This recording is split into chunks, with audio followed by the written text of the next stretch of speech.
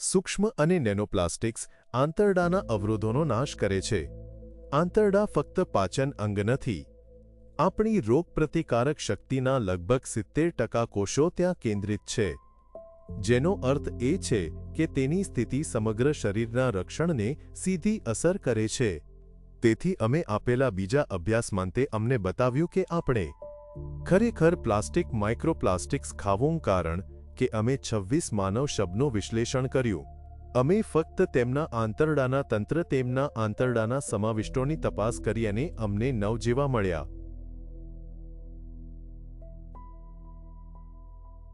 પ્રતિ વ્યક્તિ પેટમાં 9-10 માઇક્રોપ્લાસ્ટિક હોય છે. તો આત્મે જાણો છો આ એક તીવ્ર સંપર્ક જેવું છે.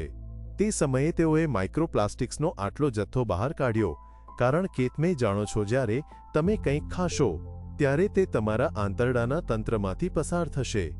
તેમાંથી કેટલાક તંત્રની અંદર રહેશે. આ તે છે જે અમને મળ્યું માનવ પેટની અંદર બાકીના માઇક્રોપ્લાસ્ટિક કણો.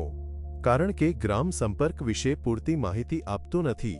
કારણ કે કણો તેમના સમૂહને બદલે તેમના આકાર અનુસાર વર્તે છે.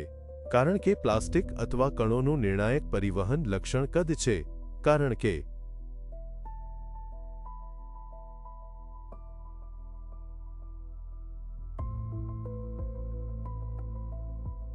બધા માનવ અવરોધો મારો મતલબ આંતરડા અવરોધ આંતરડાના રક્ત અવરોધ તે કદ અને પ્રકાર માટે પસંદગીયુક્ત છે. જો તે ચોક્કસ કદ કરતાં નાના હોય જેમ કે 100 માઇક્રોન, તેઓ આંતરડાની સિસ્ટમમાંથી રક્ત પ્રણાલીમાં પ્રવેશી શકે છે. આંતરડાની અવરોધ ફિલ્ટરની જેમ કામ કરે છે. તે ઉપયોગી પદાર્થો વિટામિન્સ પોષક તત્વોને પસાર થવા દે છે અને હાનિકારક પદાર્થો ઝેર, સૂક્ષ્મ જીવાણુઓ અને વિદેશી કણોને અવરોધે છે. પરંતુ આ સંપૂર્ણ સુસંગઠિત સિસ્ટમ ઇલેક્ટ્રોસ્ટેટિકલી ચાર્જ્ડ સૂક્ષ્મ અને નેનોપ્લાસ્ટિક્સ દ્વારા નાશ પામે છે. તે આંતરડાની દિવાલોને અસ્તર કરતા કોષોને નુકસાન પહોંચાડે છે અને તેમની વચ્ચેના ચુસ્ત જંકશનને નબળા પાડે છે. આંતરડાના અવરોધને વધુ પારગમ્ય બનાવે છે. સૂક્ષ્મ જીવાણુ ઓઝેર અને પ્લાસ્ટિકના કણો આંતરડામાંથી લોહીના પ્રવાહમાં પ્રવેશવાનું શરૂ કરે છે. પ્રતિભાવમાં રોગ પ્રતિકારક શક્તિ બળતરા શરૂ કરે છે. આંતરડા શરીરનું બીજું મગજ પણ છે. તેની દિવાલોમાં લગભગ 500 મિલિયન ચેતાકોષો હોય છે જે સીધા કેન્દ્રીય ચેતાતંત્ર સાથે જોડાયેલા હોય છે. આ જોડાણને આંતરડા મગજ અક્ષ કહેવામાં આવે છે. આંતરડા અને મગજ વેગસ નર્વ દ્વારા જોડાયેલા છે. તે એક સીધી ફોન લાઇન જેવું છે જેના દ્વારા તેઓ સતત સંદેશાઓનું આદાન પ્રદાન કરે છે. મગજ આંતરડાને શું કરવું તે અંગે આદેશો આપે છે અને આંતરડા મગજને તેમની સ્થિતિ વિશે જાણ કરે છે. આ સંદેશા વ્યવહારમાં મુખ્ય ભૂમિકા માઇક્રોબાયોટા દ્વારા ભજવવામાં આવે છે જે 100 ટ્રિલિયન ફાયદાકારક બેક્ટેરિયા છે. તેઓ આંતરડાની દિવાલમાં ચેતા અંતને શાંત અને બળતરા બંને કરવા સક્ષમ પદાર્થો ઉત્પન્ન કરે છે. વેગસ ચેતા સહિત ચાર્જ્ડ સૂક્ષ્મ અને નેનોપ્લાસ્ટિક્સ આંતરડાના માઇક્રોબાયોટાના સંતુલનને વિક્ષેપિત કરે છે. ફાયદાકારક સૂક્ષ્મજીવો મૃત્યુ પામે છે જ્યારે રોગકારક સૂક્ષ્મજીવો સક્રિય રીતે ગુણાકાર કરવાનું શરૂ કરે છે. જ્યારે આવું થાય છે ત્યારે આંતરડા અને મગજ વચ્ચેનો સંચાર વિકૃત થઈ જાય છે. જ્યારે નેનોપ્લાસ્ટિક્સ આંતરડામાં પ્રવેશ કરે છે ત્યારે તે વિનાશનું એક દુષ્ટ ચક્ર શરૂ કરે છે. આંતરડામાં શરૂ થતા નુકસાનથી સમગ્ર શરીરમાં પ્રણાલીગત ખામીઓ થાય છે. પાચન રોગ પ્રતિકારક શક્તિ નર્વસ અને અંતઃસ્ત્રાવી પ્રણાલીઓ બધા પીડાય છે. આ શરીરની વૃદ્ધત્વ પ્રક્રિયાને વેગ આપે છે અને ઇરિટેબલ બોવેલ સિન્ડ્રોમ અને ઇન્ફ્લેમેટરી બોવેલ રોગો, એલર્જી અને ઓટોઇમ્યુન રોગો, ડિપ્રેશન, ચિંતા અને જ્ઞાનાત્મક વિકૃતિઓ, સ્થૂળતા અને ડાયાબિટીસ, કાર્ડિયોવેસ્ક્યુલર રોગો, અલ્ઝાઇમર અને પાર્કિન્સન જેવા ન્યુરોડિજનરેટિવ રોગો જેવા ગંભીર રોગોનું જોખમ વધારે છે. સૂક્ષ્મ અને નેનોપ્લાસ્ટિક્સ રોગપ્રતિકારક શક્તિનો નાશ કરે છે. યુનિવર્સિટી મેડિકલ સેન્ટર ઉટ્રેક્ટના સંશોધકોએ શોધી કાઢ્યું કે નેનોપ્લાસ્ટિકના સંપર્કમાં આવતા રોગપ્રતિકારક કોષો જે નથી તેના કરતાં 3 ગણા ઝડપથી મૃત્યુ પામે છે. રોગપ્રતિકારક કોષોનું આટલું ઝડપી મૃત્યુ રોગપ્રતિકારક શક્તિને ગંભીર રીતે નબળી પાડે છે અને ચેપ સામે લડવાની શરીરની ક્ષમતા ઘટાડે છે. આ સમગ્ર શરીરમાં બળતરા પ્રતિક્રિયાઓના ફેલાવામાં ફાળો આપે છે. ચીનની ઝેંગઝો યુનિવર્સિટી અને હેનાન કેન્સર હોસ્પિટલના વૈજ્ઞાનિકોએ શોધી કાઢ્યું છે કે નેનોપ્લાસ્ટિક્સ અસ્થિ મજ્જા અને થાઇમસમાં પણ પ્રવેશ કરે છે, જે અંગો જ્યાં રક્ત અને રોગ પ્રતિકારક કોષો ઉદ્ભવે છે અને પરિપક્વ થાય છે. અસ્થિ મજ્જા બે મુખ્ય કાર્યો કરે છે. એક તરફ તે રક્તકણોની ફેક્ટરી છે, જ્યાં લાલ રક્તકણો, શ્વેત રક્તકણો અને પ્લેટલેટ્સ રચાય છે. બીજી તરફ અસ્થિ મજ્જાના સ્ટેમ કોષો હાડકાંકો, મલાસ્થિ સ્નાયુઓ અને ચરબીયુક્ત પેશીઓને પુનર્જીવિત કરવામાં ભૂમિકા ભજવે છે. સ્ટેમ સેલ પર નેનોપ્લાસ્ટિક્સની અસરથી પુનર્જીવનના પાયાને નુકસાન થાય છે. પ્રથમ રક્ત રચના વધુ ખરાબ થાય છે. લાલ રક્તકણોના અભાવને કારણે એનિમિયા વિકસી શકે છે. શ્વેત રક્તકણો ઓછા થવાને કારણે રોગપ્રતિકારક શક્તિ ઓછી થાય છે અને પ્લેટલેટની ઉણપને કારણે રક્તસ્રાવનું જોખમ વધે છે.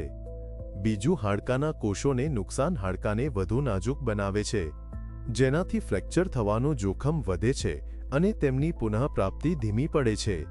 નેનોપ્લાસ્ટિક્સ માત્ર રોગપ્રતિકારક શક્તિનો નાશ કરતા નથી, પરંતુ તેના ઇલેક્ટ્રોસ્ટેટિક ચાર્જ દ્વારા તેઓ રોગકારક જીવોના પ્રજનન અને સ્થિતિસ્થાપકતા માટે પરિસ્થિતિઓ પણ બનાવે છે.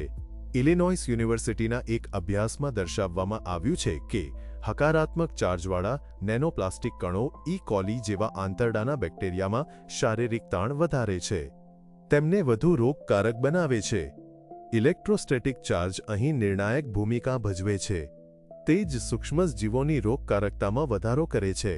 તે જ સમયે ઇલેક્ટ્રોસ્ટેટિક ચાર્જ વિનાના નેનોપ્લાસ્ટિક કણો બેક્ટેરિયામાં શારીરિક તાણનું કારણ બન્યા નહીં અને માનવો માટે તેમનો ભય વધ્યો નહીં. પ્રયોગમાં દર્શાવવામાં આવ્યું છે કે માઇક્રોપ્લાસ્ટિક, ખાસ કરીને પોલિસ્ટરીન 98.6% વાયરસને શોષી શકે છે, જે શરીરની બહાર તેમના અસ્તિત્વને 7 દિવસ સુધી લંબાવે છે. જે વાયરસ સામાન્ય રીતે સૂર્યપ્રકાશ અથવા ઓક્સિજન હેઠળ કલાકોમાં મૃત્યુ પામે છે, તે પ્લાસ્ટિક પર 2 થી 7 દિવસ સુધી ટકી શકે છે. હેન્ડરેલ, બોટલ અને દરવાજાના હેન્ડલ જેવી સપાટી પર રહે છે. ચેપગ્રસ્ત વ્યક્તિની એક છીંક હવામાં 200 મિલિયન જેટલા વાયરલ કણો છોડી શકે છે, જે ઘરની અંદર કોઈપણ પ્લાસ્ટિક સપાટી પર પડી શકે છે અથવા હવા અને પાણીમાં નેનોપ્લાસ્ટિક કણો સાથે જોડાઈ શકે છે. માઇક્રોપ્લાસ્ટિક્સ હવા અને પાણીની ટેક્સી બની જાય છે, જે ચેપ ફેલાવે છે. એકવાર લોહીના પ્રવાહમાં પ્રવેશ્યા પછી ચાર્જ્ડ સૂક્ષ્મ અને નેનોપ્લાસ્ટિક કણો ઝડપથી પ્લાઝ્મા પ્રોટીનથી કોટેડ થઈ જાય છે, જે બાયો કોરોના બનાવે છે, જે તેમને શરીરના પોતાના કોષો તરીકે ઢાંકી દે છે અને રોગપ્રતિકારક શક્તિ માટે અદૃશ્ય બનાવે છે. 2019 એન્ટીબાયોટિક પ્રતિકાર. એન્ટીમાઇક્રોબાયલ પ્રતિકાર 1 મિલિયનથી વધુ મૃત્યુ માટે સીધી રીતે જવાબદાર હતો, જેમાં લગભગ 5 મિલિયન વધારાના મૃત્યુ સંબંધિત ગૂંચવણો સાથે સંકળાયેલા હતા. 2025માં થયેલા અભ્યાસો દર્શાવે છે કે પ્લાસ્ટિક બેક્ટેરિયાને એન્ટીબાયોટિક્સ સામે પ્રતિકાર વિકસાવવામાં મદદ કરે છે, જેના કારણે એક એવી કટોકટી ઊભી થાય છે જેને દવા વધુને વધુ નિયંત્રિત કરવામાં અસમર્થ બની રહી છે. શા માટે? કારણ કે પ્લાસ્ટિક બેક્ટેરિયાના વિકાસ માટે સંપૂર્ણ પ્લેટફોર્મ છે. તેની સપાટી પર તેઓ સરળતાથી બાયોફિલ્મ્સ બનાવે છે, એક ગાઢ રક્ષણાત્મક સ્તર જે બેક્ટેરિયાને સૂર્યપ્રકાશ, સુકાઈ જવાથી, રોગપ્રતિકારક તંત્રના હુમલાઓથી અને સૌથી અગત્યનું એન્ટીબાયોટિક્સથી રક્ષણ આપે છે. વાયરસની જેમ બેક્ટેરિયા પ્લાસ્ટિક પર અન્ય સામગ્રી કરતાં વધુ સમય સુધી ટકી શકે છે, ક્યારેક 3 દિવસ કે તેથી વધુ સમય માટે. આ માઇક્રોપ્લાસ્ટિકને પાણીમાંથી અને ખોરાક દ્વારા ખતરનાક સૂક્ષ્મ જીવાણુઓનું કાર્યક્ષમ વાહક બનાવે છે. Bolivian Catholic university San Pablo ખાતે centre for research in exact sciences and એન્જિનિયરિંગના સંશોધક, વોટર કેમિસ્ટ્રી એન્ડ માઇક્રોબાયોલોજીમાં PhD પોલ ડાબ્ઝાક નોંધે છે કે માઇક્રોપ્લાસ્ટિક્સ પર બાયોફિલ્મ્સની હાજરી તેમને વધુ ખતરનાક બનાવે છે. પ્રયોગશાળામાં અમે અભ્યાસ કરીએ છીએ કે માઇક્રોપ્લાસ્ટિક્સ ધાતુઓ અને સૂક્ષ્મજીવો સાથે કેવી રીતે ક્રિયાપ્રતિક્રિયા કરે છે. અમે અવલોકન કર્યું છે કે માઇક્રોપ્લાસ્ટિક્સ ભૌતિક અને રાસાયણિક શોષણ પ્રક્રિયાઓ બંને દ્વારા ધાતુઓને શોષી શકે છે અને આ ક્ષમતા કણોની સપાટી પર વિકસિત બેક્ટેરિયલ બાયોફિલ્મ્સની હાજરીમાં વધે છે. આ ક્રિયાપ્રતિક્રિયાઓ પ્લાસ્ટિકના પ્રકાર અને કણોના કદ પર આધાર રાખે છે, જે તેમના ઇલેક્ટ્રોસ્ટેટિક ચાર્જમાં ફેરફાર કરે છે. આનાથી માઇક્રોપ્લાસ્ટિક્સ ચુંબકની જેમ કાર્ય કરે છે, જે તેમની સપાટી પર વધુ દૂષકોને આકર્ષે છે. પ્રયોગશાળાની સ્થિતિમાં બોસ્ટન યુનિવર્સિટીના સંશોધકોએ શોધી કાઢ્યું કે જ્યારે બેક્ટેરિયા માઇક્રોપ્લાસ્ટિકના સંપર્કમાં આવે છે, ત્યારે તેઓ ઇલેક્ટ્રોન ટ્રાન્સફર સાથે જોડાયેલી એક ખાસ ચયાપચય પ્રક્રિયાને સક્રિય કરે છે. સરળ શબ્દોમાં કહીએ તો પ્લાસ્ટિકના કણો બેક્ટેરિયા સાથે ઇલેક્ટ્રોન શેર કરી શકે છે, જે તેમના માટે એક પ્રકારની પાવર બેંક તરીકે કાર્ય કરે છે. આ પ્રક્રિયાને એક્સ્ટ્રાસેલ્યુલર ઇલેક્ટ્રોન ટ્રાન્સફર કહેવામાં આવે છે. તે બેક્ટેરિયાને વધારાની ઊર્જા આપે છે, જે સૌ પ્રથમ તેમને મજબૂત બનાવે છે, તેમને ઝડપથી વિભાજિત કરવામાં, પરિવર્તિત કરવામાં અને સ્થિતિસ્થાપક બહુસ્તરીય બાયોફિલ્મ્સ બનાવવામાં મદદ કરે છે, જે એન્ટીબાયોટિક્સને પ્રવેશતા અટકાવે છે. બીજું, આ વધારાની ઊર્જા સીધી એન્ટીબાયોટિક પ્રતિકારને વેગ આપે છે. વધુ ખરાબ વાત એ છે કે પ્રયોગમાંથી પ્લાસ્ટિક દૂર કર્યા પછી પણ બેક્ટેરિયાએ તેમના નવા ગુણધર્મો જાળવી રાખ્યા.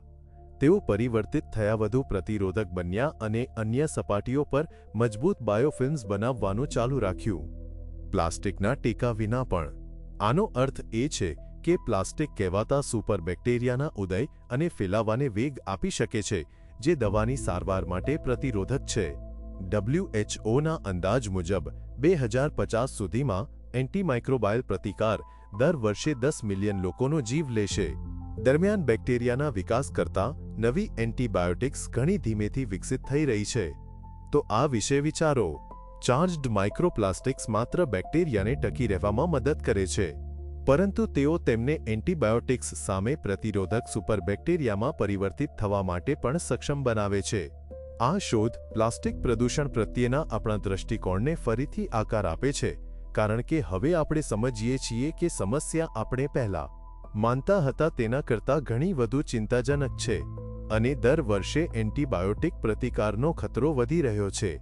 ઘણા દેશોમાં પ્રમાણભૂત દવાઓ પહેલાથી જ તેમની અસરકારકતા ગુમાવી રહી છે, અને સામાન્ય ચેપની સારવાર પણ વધુને વધુ મુશ્કેલ બની રહી છે.